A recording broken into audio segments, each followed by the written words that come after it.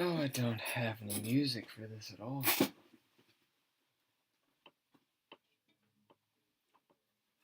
This really is incredibly jank.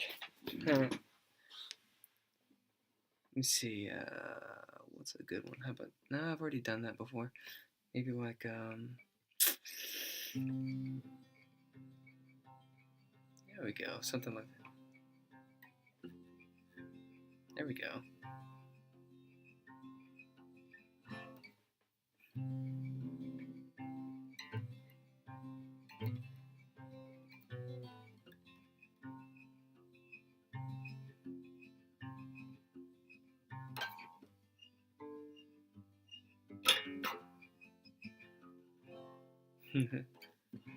Alright. Yeah. Oh, shit. The wrong button. That's it. Right. Yeah.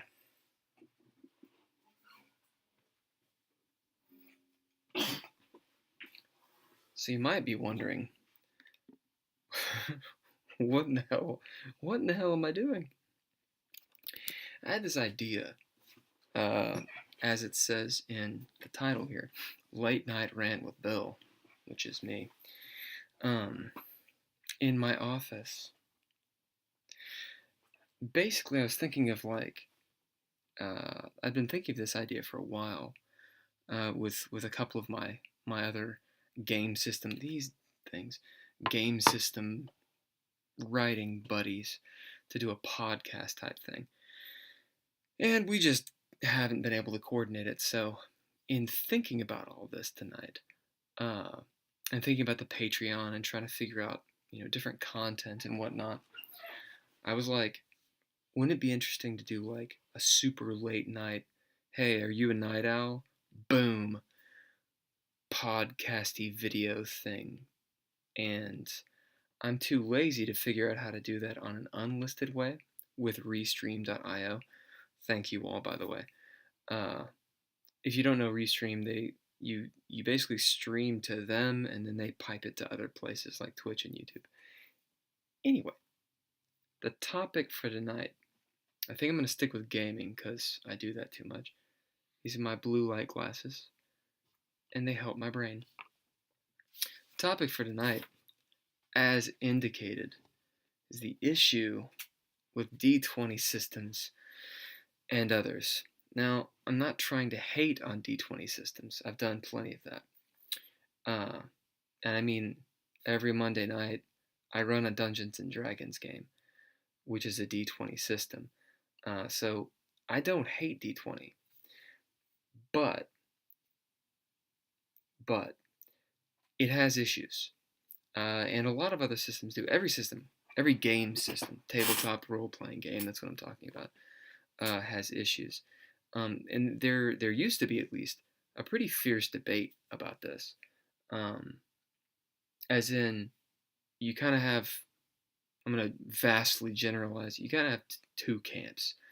There's the one camp that says D20 is just great. You got open D20, so it's not actually owned by a company. And you can make pretty much any setting you want and run it in open D20. So think like modern games, film noir, future, fantasy, obviously. Anything you can think of. And there's probably a setting or a module that's been made for D20. It's like the baseline system. Cheers. Other systems would include die 6, so you're rolling a bunch of d6s, so standard dice. Others would be die 10, anything Onyx Path or White Wolf, Vampire the Masquerade, Werewolf, blah, blah, blah. Those are all die 10 systems. And they have their merits. But right now I really want to talk about D20 and the issues therein. So, if you know nothing about gaming, tabletop gaming, I'm going to give you a little bit to go on, so I'm not so terribly long-winded. Essentially, in a game system, you you can kind of do whatever you want. I'm talking free-form games. You know, let's say it's stereotypical fantasy. You're an elf person with a big sword, and you walk into a bar. You see a bunch of people. There's races of all sorts, orcs and monsters and humans and elves. And you go to the bar. What do? You can kind of do whatever you want. Um, and then the referee, the game master, uh, you know, pulls you into a story.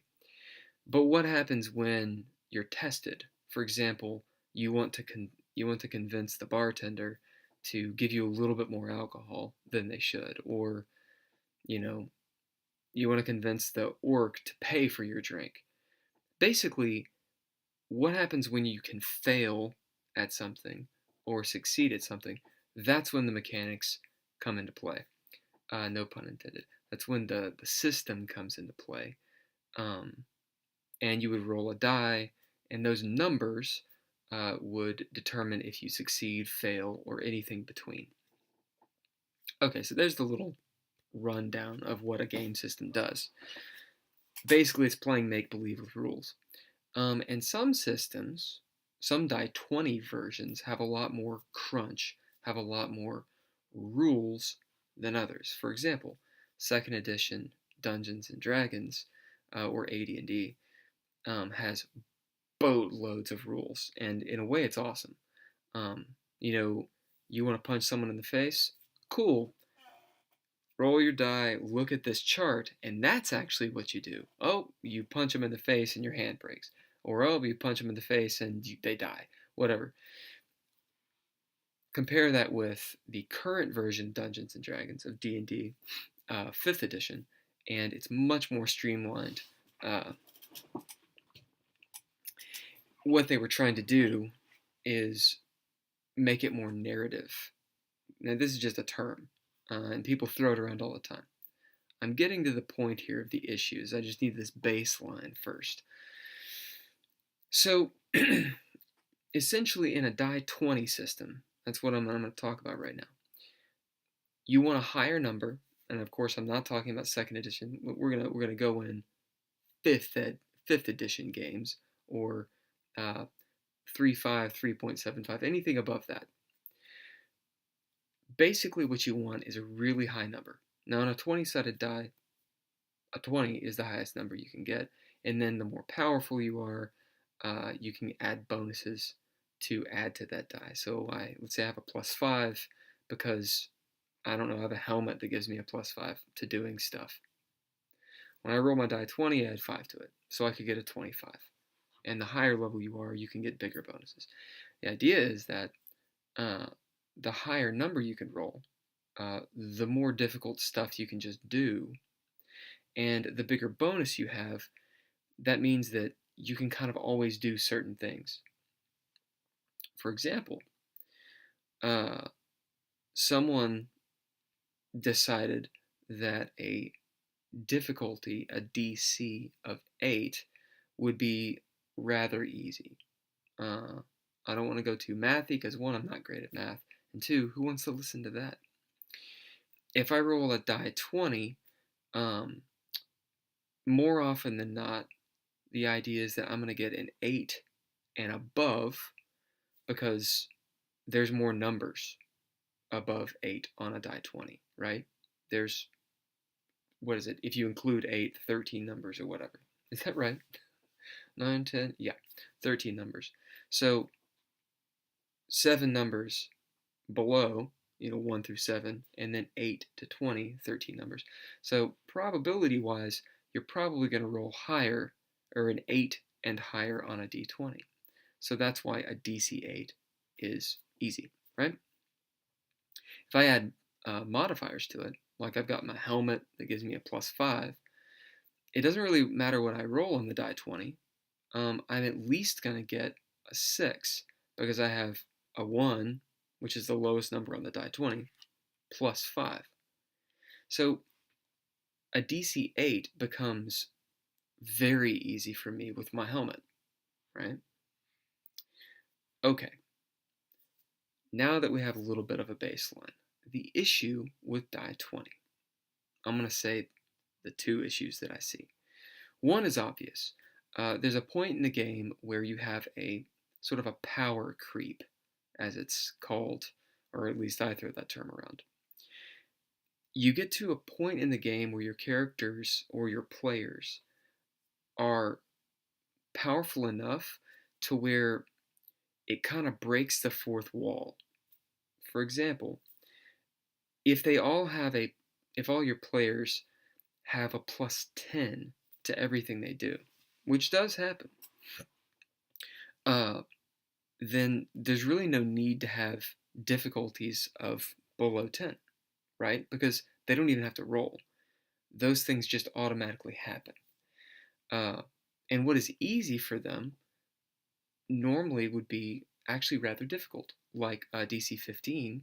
That's pretty difficult. DC 20, that's very difficult, right? But if you get a plus 10, DC 20 it's actually, that's half and half.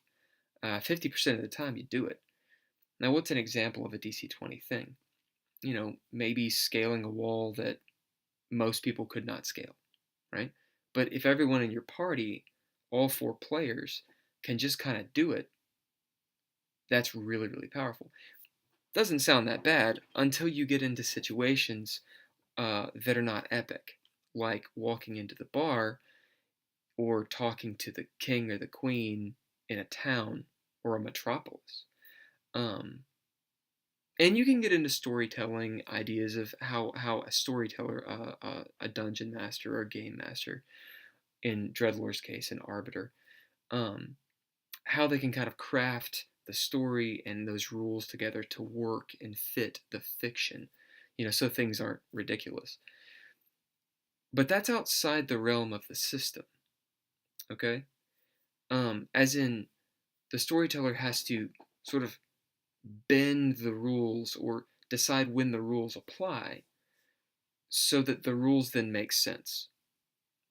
And I'm sure people can argue with me on this, but I'm right. And that's fine. Every system's going to have it.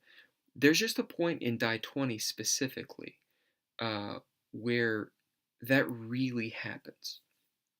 Now, that's going to be a little bit different than in a die 6 system.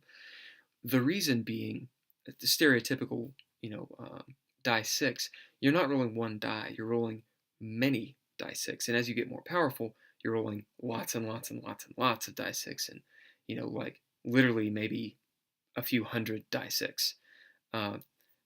Therein lies the issue with die 6.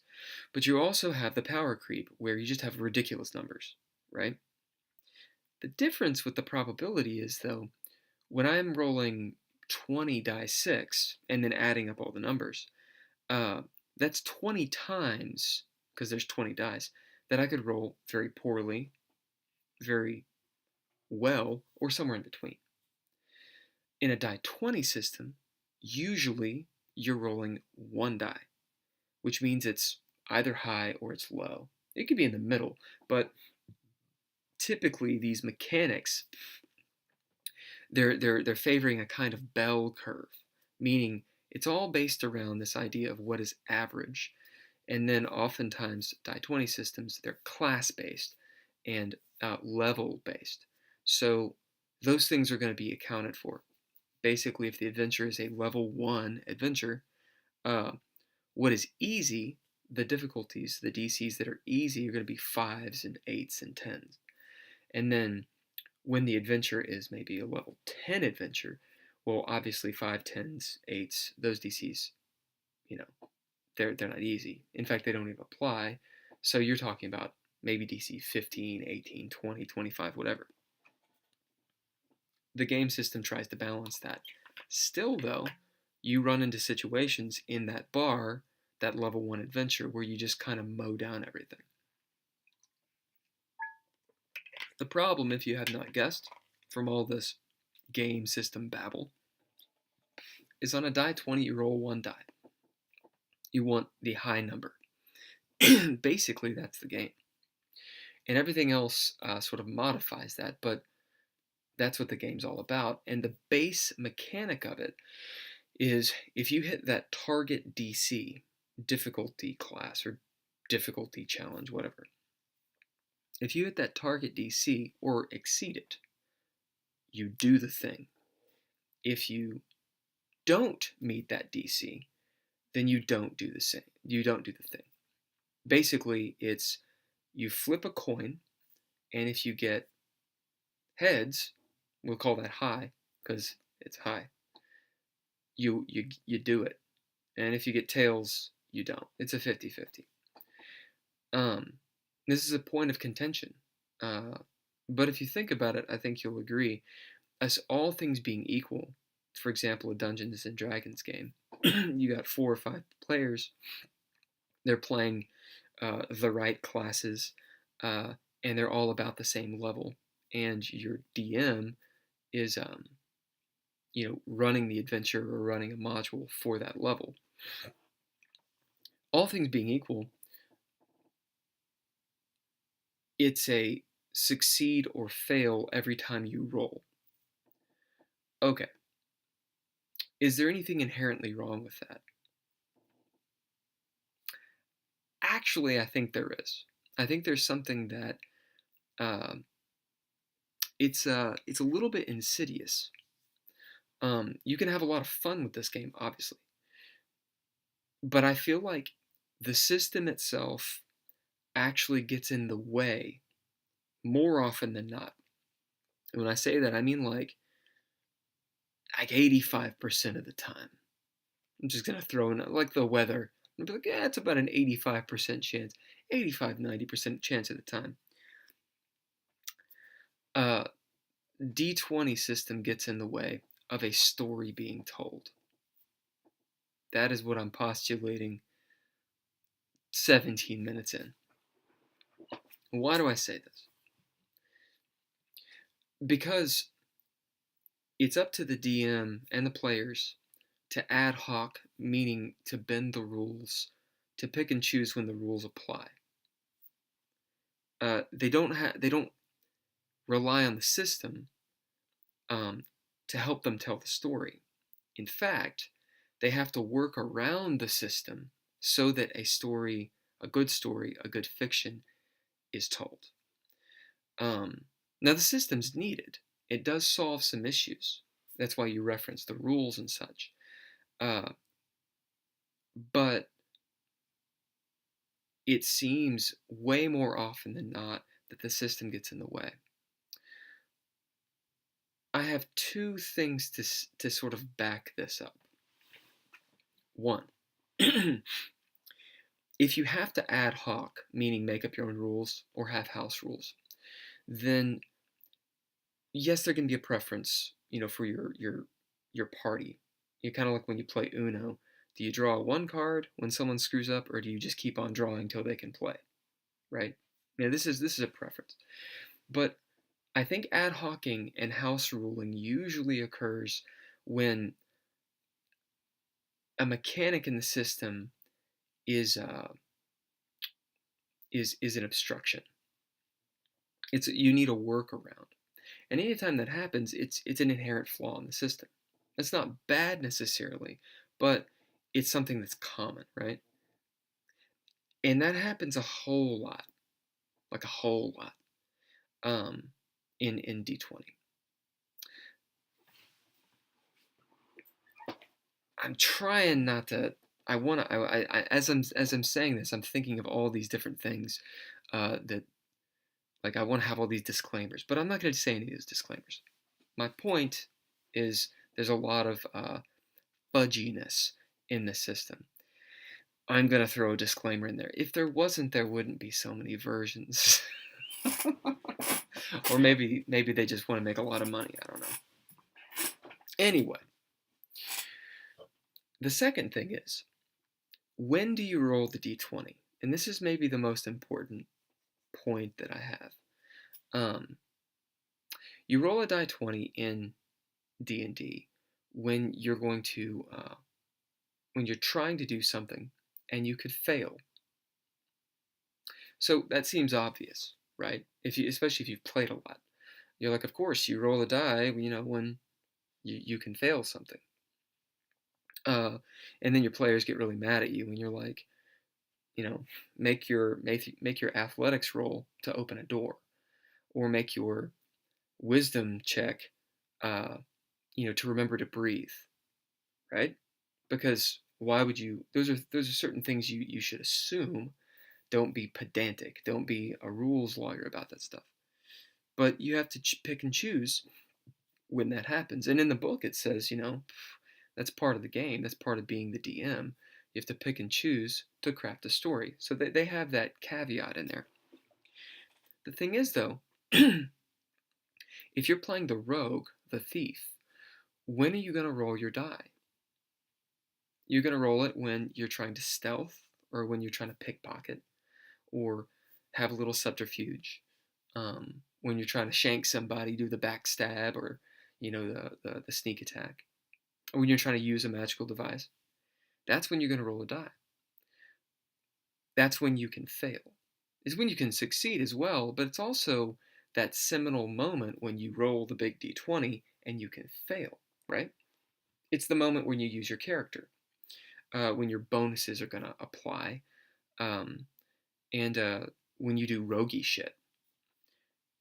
So what happens when you fail? It means you fail at being a rogue.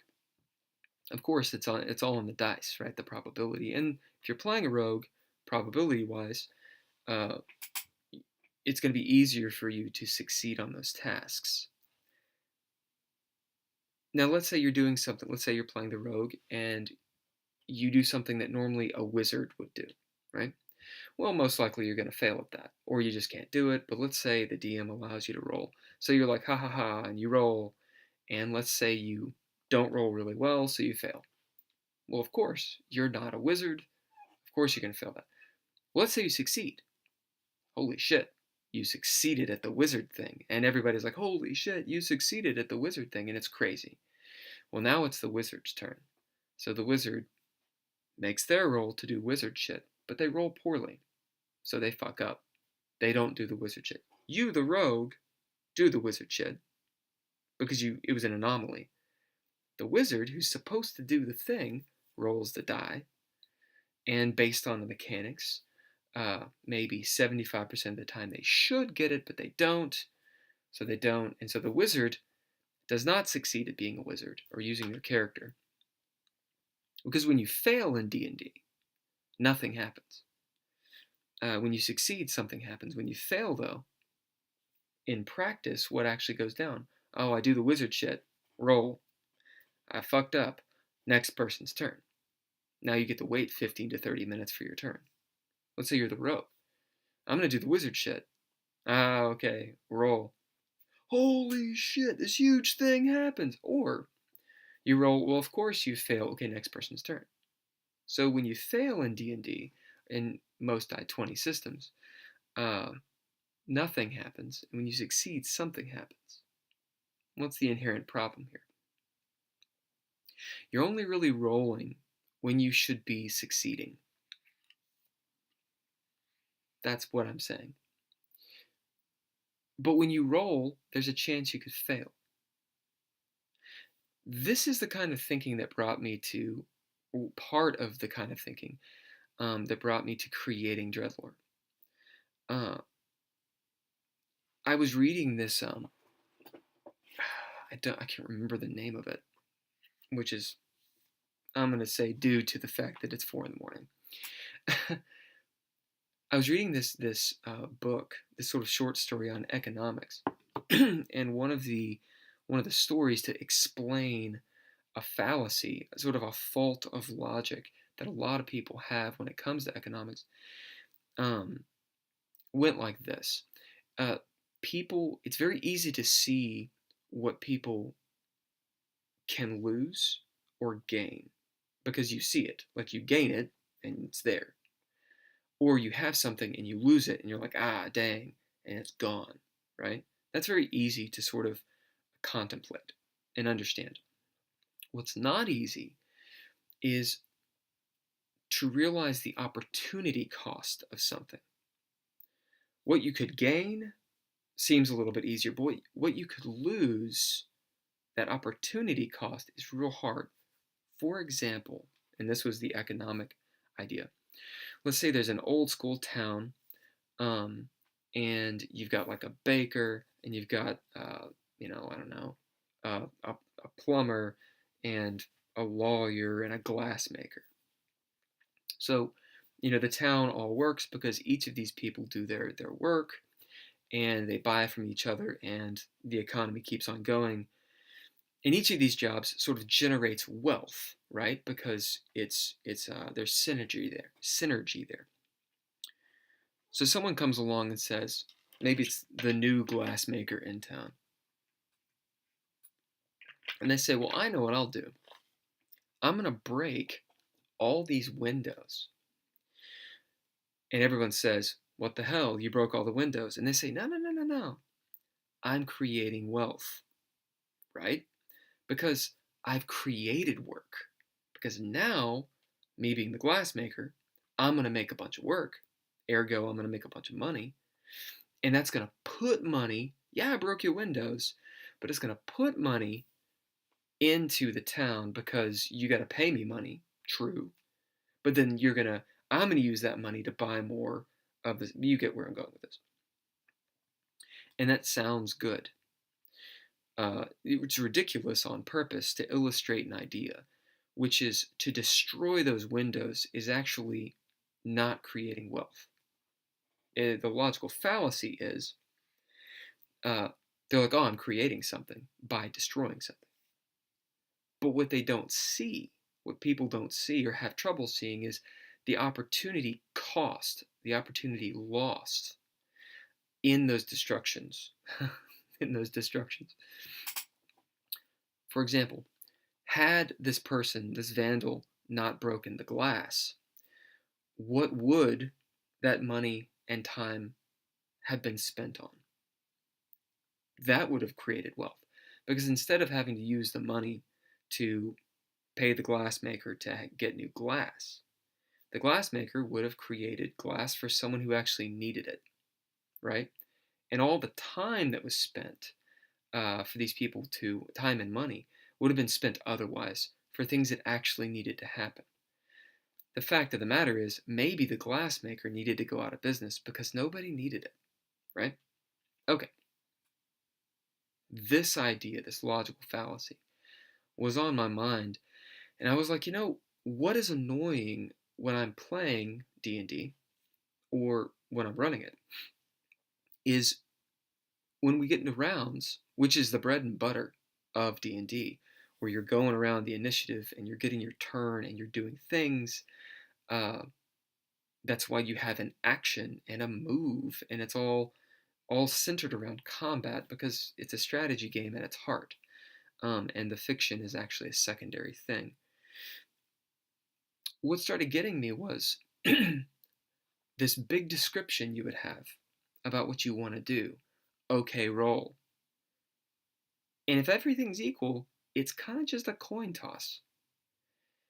If you get a high number, the thing happens and you get to describe it. If you get a low number, the DM usually describes it, and really it's fluff, it's flair. Now you could fold that into the fiction. You tried to attack and it clanged off the armor, so this and this and this happens, and it kind of changes the fiction. But all that's outside of the realm of the system. All of that is storytelling. And yes, you're supposed to do that in D&D. But D&D does not, and D20 usually, does not provide a mechanic. The system itself does not provide anything to do that. Instead, it says, here's some parts, make it fun. If you rely on the system itself, nothing happens. Next person. And the only time that happens is when you're rolling. And when do you roll? When you're trying to use your character to do the thing your character's supposed to do. Ergo, when you roll, that's the time you can fail. When you use the system, that's the time you can fail. And that's why a lot of people end up not using the system to tell the story bits until you get into the combat, when it's like, well, that's how the mechanics work. And it's up to the players and the DM to have to do the heavy lifting, which is actually what the system's supposed to be doing. That's my issue with D20 systems and others. And as you can imagine, shameless plug, this is one of the issues that DreadLore is attempting to solve. Let me know what you think. All right, I'm not going to do anything else. That's what I got for tonight. How do I stop this thing?